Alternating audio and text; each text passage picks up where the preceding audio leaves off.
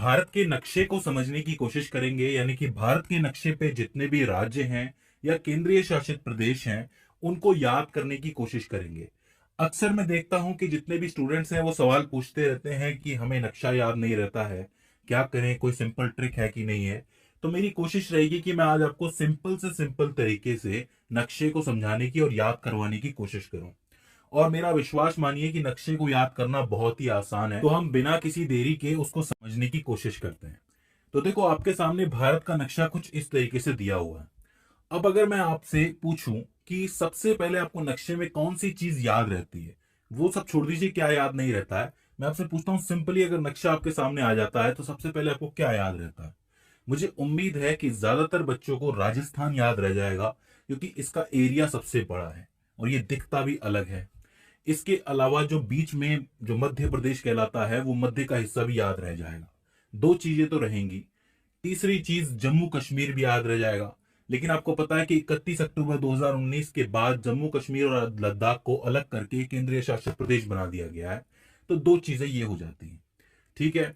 हो सकता है कि आप में से कई लोग और किसी राज्य से हों तो उन्हें अपना राज्य याद रह जाए। अब ये बात बताना मेरे लिए बहुत मुश्किल है, लेकिन हम एक पैटर्न को फॉलो करके चलते हैं।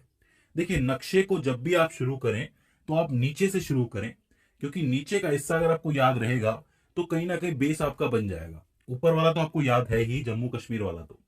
देखो, नीचे की तरफ आप आओगे तो नीचे वाले हिस्से को हम कहते हैं साउथ जोन ऑफ इंडिया, यानी कि साउथ इंडिया। अब अगर साउथ जोन में हम देखेंगे तो साउथ जोन में हमें 5 राज्य मिलेंगे। कोई भी आपको कहता है ना कि साउथ इंडिया क्या है, तो 5 राज्यों से मिला हुआ एक पूरा zone he south zone of India है। 5 में सबसे पहले आपको याद रहेगा किनारे पे केरल। ठीक है, ये किनारे पे है, बिल्कुल इस तरफ है, आपका लेफ्ट की तरफ है, तो केरल याद रह जाएगा। केरल में होती है मलयालम, और इधर है बिल्कुल तमिलनाडु, यानी कि तमिल बोली जाती है।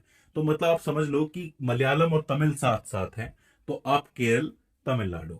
ऊपर आप आओगे तो कर्नाटक, आंध्र प्रदेश, और आंध्र प्रदेश से कौन निकला है? तेलंगाना निकला है। इन पांचों को मिला दोगे तो साउथ जोन बन जाएगा। बताओ, कोई दिक्कत है क्या? केरल है, तमिलनाडु है, कर्नाटक है, आंध्र प्रदेश है, और आंध्र प्रदेश से निकला तेलंगाना। ये चीज हो जाती है। अब देखो, ये तो साउथ वाला पार्ट हो गया। अब हमें ऊपर जाना है, तो अब हम वेस्ट की तरफ चलते हैं। और वेस्ट में आपको दो चीजें याद रखनी है, एक है महाराष्ट्र, एक है गुजरात। देखो, सारा का सारा व्यापार जो है हम लोग समुद्र से करते हैं, और गुजराती लोग जो है व्यापार के लिए फेमस होते हैं। तो समुद्र के पास हमेशा गुजरात रहेगा। इसके अलावा महाराष्ट्र रहेगा, क्योंकि सपनों की नगरी है तो समंदर से होके ही गुजरेगी। तो महाराष्ट्र और गुजरात याद रखने में कोई दिक्कत है? अब गुजरात में इतना व्यापार कर लिया, महाराष्ट्र से इतना काम कर लिया, तो सीधी सी बात है, एंजॉय करने भी जाना है, थोड़ा घूमने भी जाना है, तो आ जाता है आपका गोवा। अब गोवा की खास बात यह है कि क्षेत्रफल की दृष्टि से ये सबसे छोटा राज्य है। तो समझो कि महाराष्ट्र और कर्नाटक के बीच में कहीं दबा हुआ है समंदर के किनारे गोवा। तो आपका साउथ जोन कंप्लीट हो जाता है, वेस्ट जोन कंप्लीट हो जाता है। याद रखना, वेस्ट जोन के लिए हमने राजस्थान को भी ले लिया है, तो राजस्थान, गुजरात, महाराष्ट्र से वेस्ट याद रख सकते हैं, और नीचे के 5 से साउथ याद रख सकते हैं। अब इसके बाद हम ऊपर चलते हैं, यानी कि ऊपर नॉर्थ की तरफ। अब नॉर्थ में मैंने आपको लद्दाख बता दिया, जम्मू एंड कश्मीर बता दिया। अब देखो, राजस्थान की जो बोली है वो मारवाड़ी है मेनली, और मारवाड़ी जो है वो कहीं ना कहीं हरियाणवी से मिलती है। तो ये आपस में ही है, मिले हुए ही है। तो सीधी सी बात है कि बोली की वजह से हम याद रख सकते हैं कि राजस्थान के पास है हरियाणा। अब हरियाणा की हल्की सी बोली पंजाब से भी मिलती है आगे चल के, तो आगे पंजाब आ जाता है। और पंजाब की सीधी बोली जम्मू एंड कश्मीर से नहीं मिलती है, लेकिन हिमाचल थोड़ा पहुंच जाता है वहां पे, तो हिमाचल प्रदेश आ जाता है। तो ये तीन जुड़े हुए हैं, हरियाणा, पंजाब, हिमाचल प्रदेश। याद रखना, हरियाणा, पंजाब, हिमाचल प्रदेश। अब चूंकि हम नॉर्थ में आए हैं, उत्तर के पार्ट में आए हैं, तो उत्तर से जुड़े हुए दो राज्य हम याद रख सकते हैं। एक तो उत्तर प्रदेश है, लेकिन पूरा उत्तर प्रदेश ये नहीं है, इसमें एक छोटा सा टुकड़ा, एक छोटा सा खंड अलग है, जिसको आप कहते हो उत्तराखंड। तो उत्तराखंड, उत्तर प्रदेश साथ में याद रखा जा सकता है। तो नॉर्थ में क्या क्या है? जम्मू एंड कश्मीर है, लद्दाख है, इधर से 3 है, हरियाणा, पंजाब, हिमाचल प्रदेश। भाषाओं से याद रख सकते हो।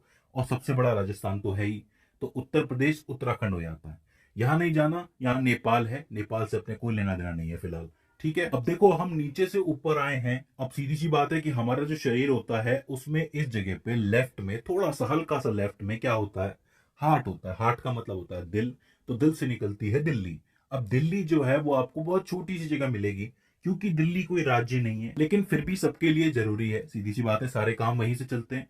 तो आपका हरियाणा और उत्तर प्रदेश के यहां पे कहीं आपको दिल्ली मिल जाएगी। सिर्फ यहां पे आपको डिनोट करना है कि दिल्ली यहां पर है। ठीक है, तो आपका नॉर्थ जोन भी पूरा हो जाता है, वेस्ट जोन भी पूरा हो जाता है, साउथ जोन भी पूरा हो जाता है। आइए आप थोड़ा नीचे की तरफ चलते हैं। यहां आपको आंध्र प्रदेश है। आंध्र प्रदेश से जब आप आगे जाओगे ना, तो 3 ऐसे राज्य मिलेंगे जिनकी बोलियां बहुत ज्यादा मिलती हैं और बिल्कुल लाइन से चलेंगे वो राज्य।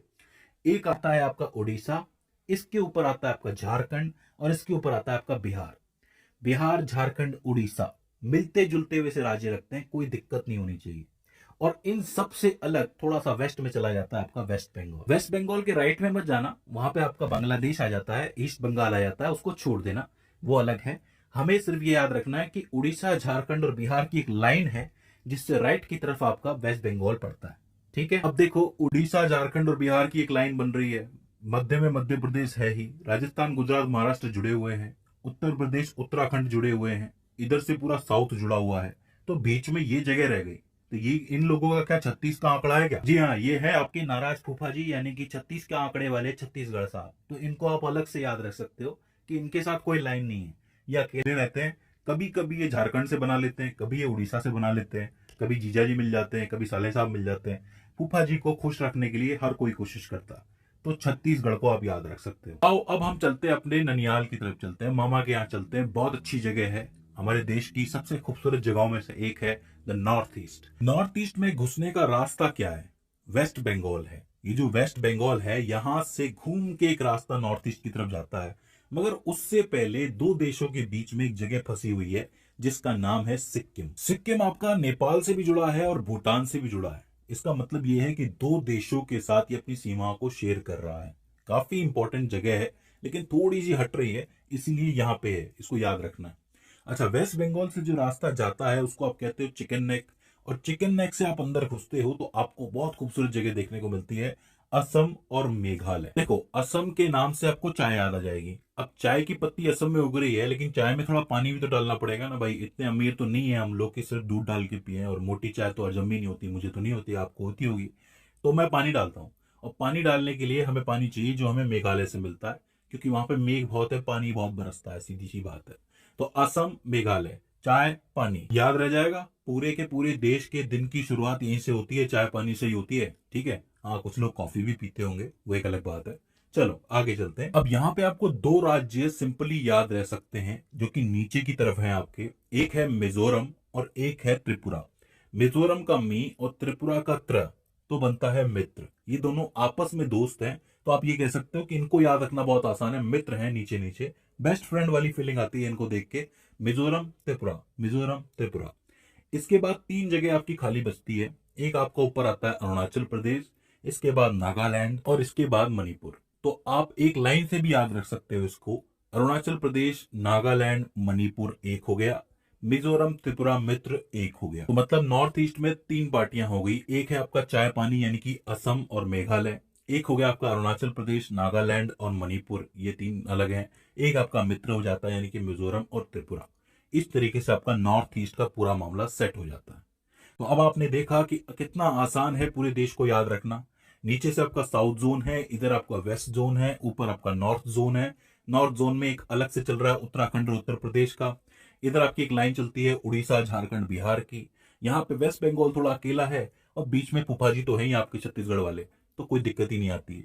तो अब मुझे उम्मीद है कि आपको पूरा नक्शा याद हो गया होगा। लेकिन एक मिनट, एक चीज अभी और बाकी है, वो है एक हमारा लक्षद्वीप और एक हमारा अंडमान निकोबार। इसको तो याद रखना बहुत ही आसान है, क्योंकि ये थोड़ी सी अलग अलग थोड़ा सा रहते हैं, थोड़ा समुद्र के किनारे रहते हैं, थोड़ा बीच में रहते हैं, बीच ही बीच है यहाँ पे। इसको याद रखना बहुत मुश्किल नहीं है, ठीक है। सो आपको याद हो गया होगा, लक्षद्वीप है, अंडमान निकोबार है। अगर इसके बाद भी इसके अंदर आपको कोई दिक्कत आती है, कोई क्वेरी आती है, तो आप हमें कमेंट सेक्शन में बता सकते हैं। तो दोस्तों, आज की इस वीडियो के अंदर बस इतना ही। Thank you. Watching the video, subscribe now.